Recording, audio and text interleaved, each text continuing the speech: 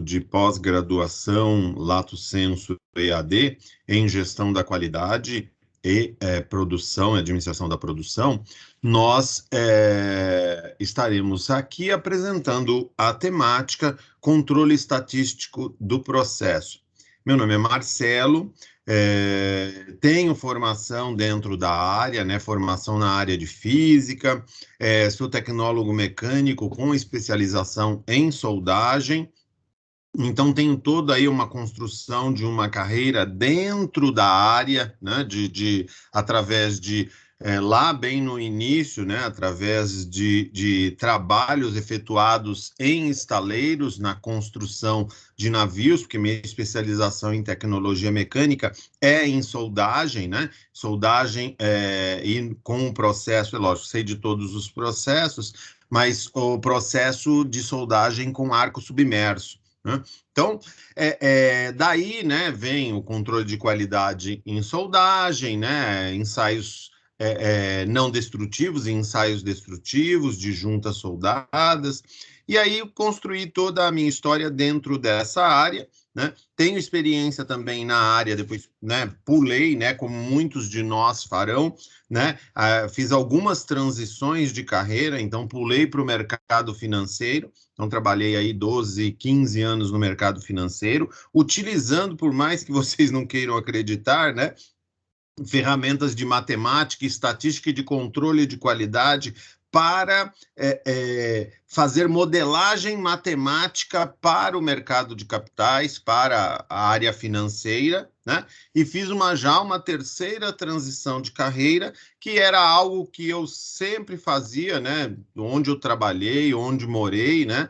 Eu sempre trabalhava numa empresa durante o dia, no decorrer do dia, trabalhava no mercado financeiro no decorrer do dia e dava aulas à noite. Aulas de física, de matemática, de estatística, né? E aulas em graduação, em pós-graduação e até mesmo em ensino médio, né? Ensinando o pessoalzinho lá física, matemática, né? Então, hoje, né, estou na área acadêmica, né, tenho mestrado pela USP na área de gestão de risco, que é estatística pura, tenho mestrado pela Metodista de São Paulo em administração, com análise e estudos na área de câmbio, e hoje faço um doutorado, né, então sou doutorando em educação. Que é uma área também que me atrai muito desde o início da minha escolha lá na primeira graduação por fazer física.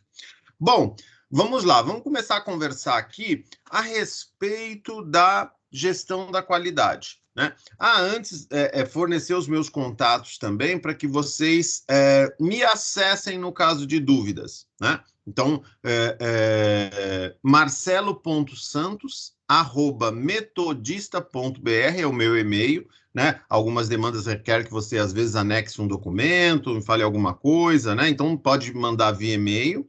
E o telefone DDD 11 9 na frente, 91 11 0835. Então, repetindo, e-mail marcelo.santos@metodista.br.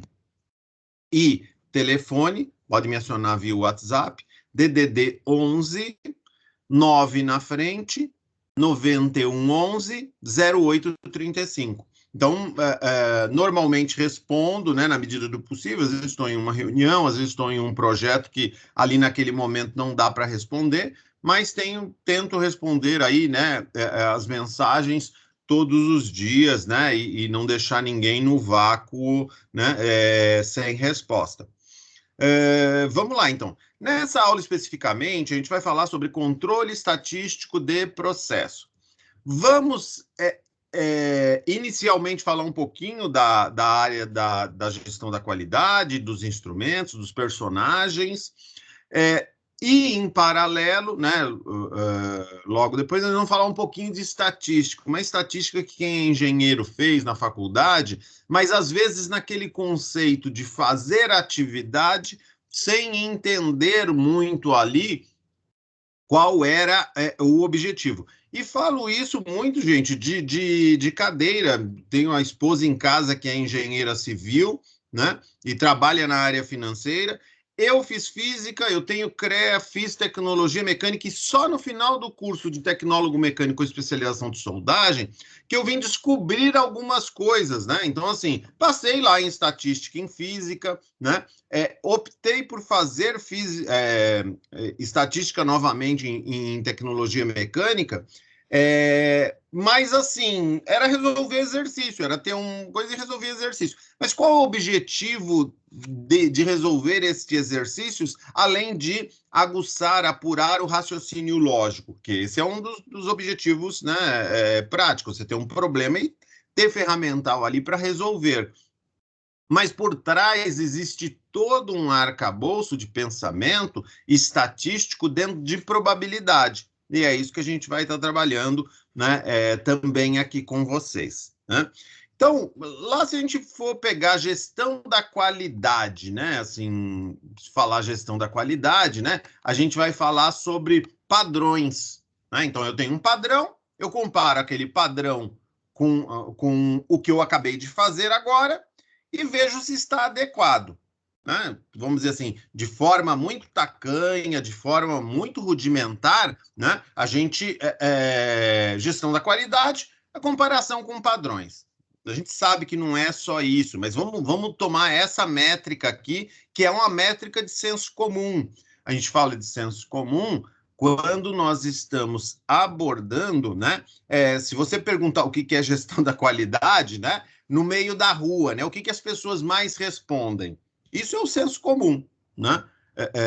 Só que o nosso lado aqui é um lado acadêmico, um pouco mais apurado, com uma sensibilidade maior, porque a gente está num curso de pós-graduação, né? Então, mas sempre existiu isso, né? Assim, eu brinco, né, que até quando fazíamos ferramentas de pedra ou de ossos, o ser humano lá pré-histórico, né, ele tinha uma tendência a... Ele viu que uma pedra sendo cortada ou lascada, inclusive existe a idade da pedra lascada, né, porque as ferramentas eram feitas de pedras lascadas.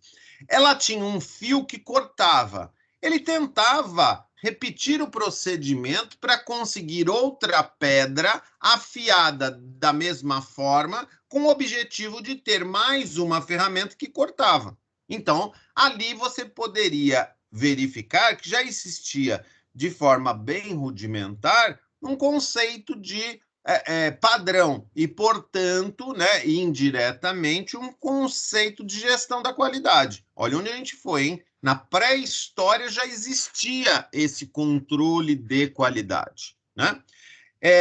Mas, assim, o que a gente pode perceber é que sempre existiram meios de produção. Até um momento muito específico, né, na história da humanidade, que é a migração do artesanato para a era industrial, né? Ali na primeira revolução industrial, com a invenção da máquina a vapor por James Watt. Então, migração da população do campo para a cidade e pessoas que faziam, né, uma única parte do processo. Então, eu falo da fabricação de sapatos, por exemplo. Você tinha um artesão que fabricava sapatos. Aí lá ele colocava um valor para a sua mão de obra, um valor para a matéria-prima e vendia o sapato, né? Com certo lucro, né? E vendia os sapatos. E com a invenção da máquina a vapor, começaram a existir diversos locais grandes, com muitas pessoas trabalhando, onde o trabalho era dividido em microtarefas, microfases, e ao final de todas essas microfases reunidas, nós tínhamos o produto final. E aí, o que aconteceu? Aumentou-se o volume de produção, teve-se o ganho de escala com o maquinário, com a máquina a vapor, né, que nada mais é que você colocar carvão, colocar um boiler, né, um vaso de pressão, água, esquentando, máquina a vapor, essa água ferve, sai o vapor e esse vapor movimenta ou dá pressão em máquinas. né? É o apito do trem, né? Da Maria Fumaça, vamos dizer assim, né? Maria Fumaça porque tinha o vapor, né? Quando apitava, e a fumaça da caldeira em aquecimento. Então, vamos dizer assim que um ser humano cortaria ali 30, 40 peças de couro para fabricar sapatos por dia. A prensa hidráulica a vapor cortava centenas por vez. E aí é que a gente fala assim, nossa, mas o artesão, ele chegava na indústria para trabalhar, porque lá no campo ninguém mais comprava os sapatos dele porque eram muito caros. Ele tinha uma ou outra encomenda. E aí houve uma grande massa de migração, né, de artesãos para as cidades. Nestas cidades, o artesão entrava na fábrica de sapatos e falava: Não, eu sei fazer qualquer coisa, então eu quero fabricar sapatos. O supervisor, o gerente, falava: Não, não, não, isso aqui você vai cortar o couro. Não, mas eu sei fazer tudo. Você vai aqui cortar o couro. Ah, mas tá bom, cadê a tesoura? Não, não tem tesoura. Você vai posicionar as partes de couro, vai descer essa alavanca, a prensa vai cortar, você vai separar. Seu objetivo é extrair o máximo de peças de couro, né? Do formato do sapato, nestas peças de couro que você tem. Então, na realidade, a gente tinha ali já um problema até que matemático de administração de produção, né? Como eu obtenho, né, pela área lá, sei lá, de 1 metro quadrado de couro, né, o maior número de moldes para sapato. Então, né? Ah, mas aí é só encostar muito bem. Não adianta, né? Quem trabalhou já em fábricas, na indústria têxtil ou na própria indústria de couro, né, sabe que se você posicionar muito perto, você perde as duas peças. Então, tem uma região limítrofe de corte, onde uma peça não atrapalha o corte ou a formação, né, da outra por deformação. Né? Então, assim, quando você corta elas coladas, as duas deformam em um dado local. Né? Agora, com laser tem muito mais facilidade, você pode aproximar muito mais, né? Então, temos cortes a laser tanto para tecido como para peças metálicas, né? Vamos lá, então, né? Nós estamos lá na Revolução Industrial, e aí, com esse ganho de escala, eu preciso fabricar as peças, os sapatos, todos parecidos, né? Nenhum sapato sai igual ao outro, né, gente? Aí você tem sempre uma faixa de variação. Uma faixa de variação do próprio processo, né? Assim, a gente consegue eliminar uma parte e a outra não. Ah, professor, mas não entendi. Bom, é igual. Vamos pegar uma situação análoga fora da área para que vocês entendam. Por exemplo, quando eu falo assim, eu tenho risco numa operação financeira, no investimento, tem risco no investimento. Ah, mas eu quero eliminar o risco. Você não consegue. Você tem um risco que é inerente ao processo. Então, você diversifica os seus investimentos dentro de uma cesta, né? E essa diversificação faz você eliminar parte do seu risco. Mas não tem. Tem algumas variáveis que você não consegue mudar, né? Ou que sai tão caro mudar as variáveis que, assim, o processo será inviabilizado lá na chegada ao cliente, porque a gente tem que imaginar também que o controle de qualidade, a administração de produção, qual que é o objetivo fim deles? Ah, não, é gerir para as peças saírem melhores. Ah, é administrar a produção com mais eficiência. Não, é melhorar a experiência do cliente. Na realidade, se eu tiver um cliente com uma boa experiência no momento lá, que a gente fala chave, né? No momento de compra e no momento da utilização do serviço, você vai vender cada vez mais. pegar mais market share do mercado. Então, olha como as coisas elas estão interligadas. E com esse olhar um pouco mais holístico, né? Holístico não de olhar, mas o holístico de holos, né? De olhar por cima, né? Então, aqui estão as operações da organização, né? Marketing, finanças, produção, gestão da qualidade, né? Recursos humanos. Você sai da sua área e olha todos os processos aqui de cima.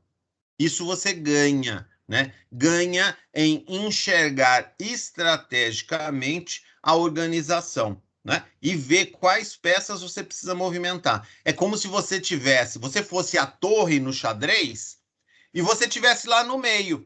Você não consegue ver o jogo inteiro, né? Você consegue ver uma parte.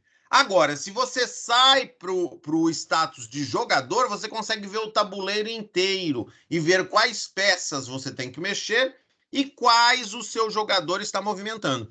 É praticamente o jogo de futebol, né? Quem tem a melhor visão é o goleiro e não tem toda a visão do campo. O ideal seria alguém ter a visão de cima do campo, né? Qual é a movimentação dos jogadores, né? Então, isso seria o ideal, né? Voltando aqui para o nosso controle estatístico do processo.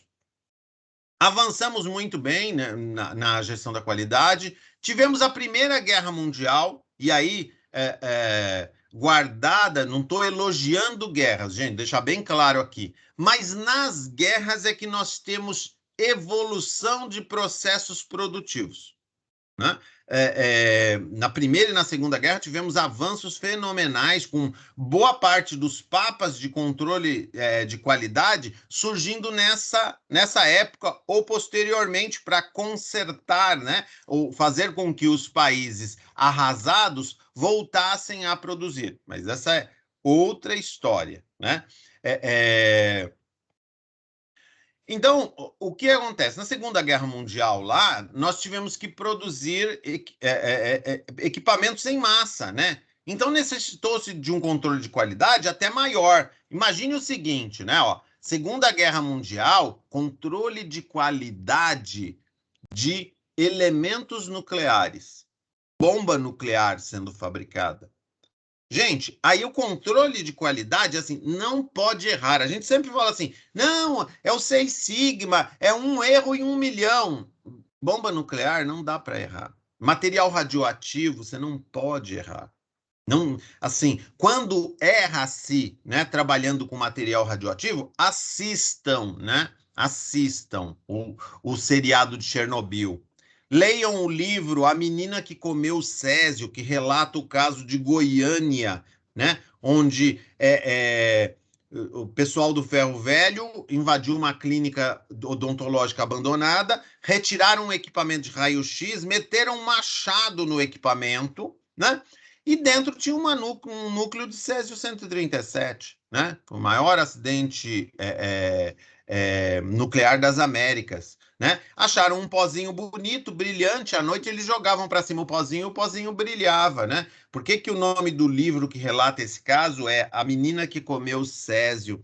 Por conta que tínhamos uma menina chamada Leide, e ela brincava com o pozinho. No que ela estava brincando com um pozinho, a mãe dela deu um ovo cozido para ela, né?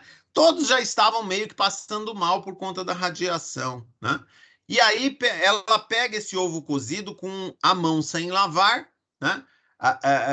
Transfere a radiação, o pó radioativo de Césio 137 para o ovo e ingere o ovo. No dia seguinte, a menina estava morta, foram fazer autópsia por dentro. A menina estava parecendo um tronco de carvão, toda assim, carvão mesmo, madeira queimada, né?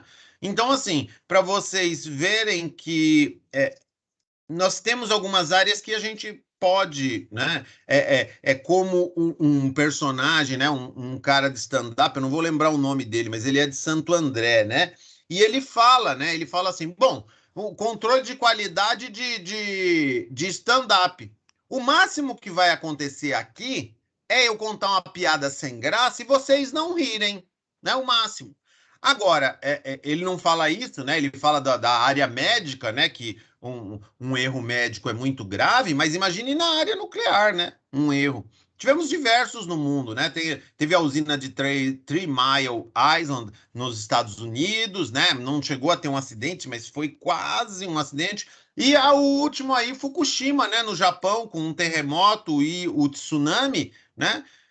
Assim, colhendo frutos ruins até agora, né? Temos as usinas de Angra, né, no Brasil, né?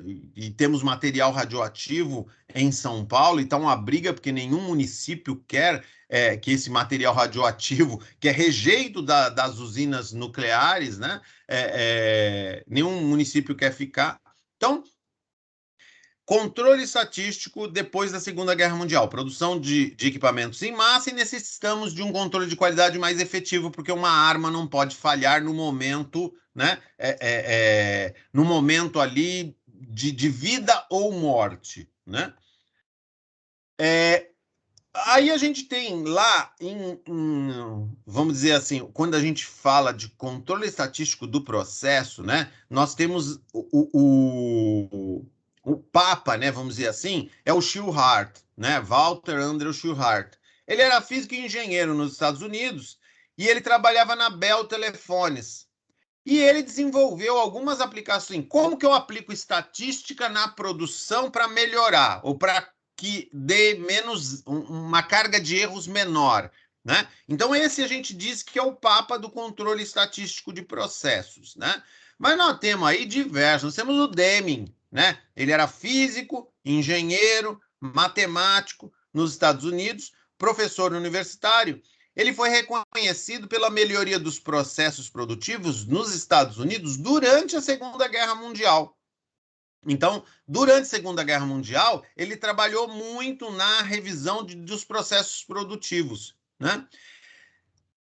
Aí nós tivemos, a partir de 1950, o nome dele foi alçado, né? Assim, um Papa Mundial da Qualidade da Produção. Por quê? Porque ele foi para o Japão, né? Então, ele desenvolveu diversos instrumentos para a melhoria do processo produtivo, fazendo com que a indústria japonesa, gente, caiu a bomba nuclear no Japão. É lógico que não arrasou com o Japão inteiro, né? Foi Hiroshima e Nagasaki, foram duas bombas, né? Mas ele transformou a indústria japonesa numa potência mundial. Então, a gente tem que tirar o chapéu para o Deming, né? Aí, do Japão, né, nós temos o químico, né, o Kaoru Ishikawa, que muitos aí já se ligaram no nome, né? Ishikawa, diagrama de peixe, ou diagrama de Ishikawa, do espinha de peixe. Por quê? Porque o diagrama dele de causas e efeitos parece a espinhas, né? A espinha de peixe, né? Então, no mesmo sentido, né? E aí, ele junto com, né, junto não, né, ele utilizou vamos dizer, a sabedoria, o desenvolvimento dos conceitos de Deming e de Jurão no controle de qualidade no Japão. Mas ele era químico, né? Aí temos, né, o Feigenbaum, né, doutor em ciências pelo MIT, ele trabalhou na GE. E em 1968, esse cara escreve o livro, né, Controle de Qualidade Total, Total Quality Control. Isso vira uma febre no mundo, chega no Brasil na década de 80 e 90, né? Dentro de, inclusive, das empresas de serviços, né? Porque o controle de qualidade, gente, foi desenhado lá até 1970 para a indústria, né? Mas em 80, 90, com a evolução dos serviços, tudo que era utilizado para a indústria passou para a área de serviços. Lógico que com as devidas adaptações, né? Mas, né, a gente fala, né, que a diferença, né, do serviço e do produto é que um é estocável e o outro não, né? Ninguém vai no cabeleireiro e compra um corte de cabelo que já está estocado lá. Ou o cara que não fez uma venda hoje, ele fala assim: amanhã eu vou fazer aquela venda que eu não fiz ontem, né? Não, provavelmente principalmente quem trabalha no varejo, né? Quem não fez a venda no dia anterior, a pessoa já comprou. Você pode pegar um cliente novo, né? Mas você não vai recuperar aquela venda que você deixou de fazer no dia anterior, né? Nós temos o Philip Crosby também, engenheiro nos Estados Unidos, né? E aí ele tem uma grande obra, né, que contribui, né, que ele fala, né, do zero defeitos, a perseguição do zero defeitos, né? O nome da obra dele é Quality is Free, né? Vendeu assim um absurdo para a época, né? Vendeu aí milhões e milhões de cópias para a época, foi um, né? Aí nós temos o Vilfredo Pareto, que esse daí era um economista italiano, né? Mas que hoje, né? A gente vai fazer um exercíciozinho aqui, daqui a pouco eu compartilho os slides aqui com vocês. O conceito de Pareto, né? 80% do seu resultado vem de 20% dos seus clientes. É a famosa regrinha 80-20, né? 80% dos seus defeitos vem de 20% dos seus processos. E você consegue classificar. É lógico que você chega perto, não é 20-80, né? Pode ser 17-83, 21-79, mas o conceito é do 80-20, descoberto e trabalhado com muito, vamos dizer assim, muita síntese pelo Vilfredo Pareto para distribuir renda, estudando, né, a distribuição de renda na Itália nos anos 10, 20. Nós temos o Juran, né? Ele tem cara de avozinho, o Juran, né? Nas fotos que a gente tem dele, né? Ele faleceu em 2008, engenheiro dos Estados Unidos, né? E aí, qual que é a ligação do Juran com o Pareto, né? Ele descobriu que os gráficos do Pareto eles poderiam ser utilizados para otimizar causa-defeito. Qual é a causa para este defeito ocorrer? E classificar em ordem de importância, que a gente vai fazer um exercíciozinho rápido aqui, só para que vocês tenham uma ideia, né, do que a gente pode, do que e como a gente pode trabalhar, né, com esses caras, né? Vamos lá, então, né? Vou tentar compartilhar aqui com vocês o meu slide, né? Só para que vocês verifiquem, né?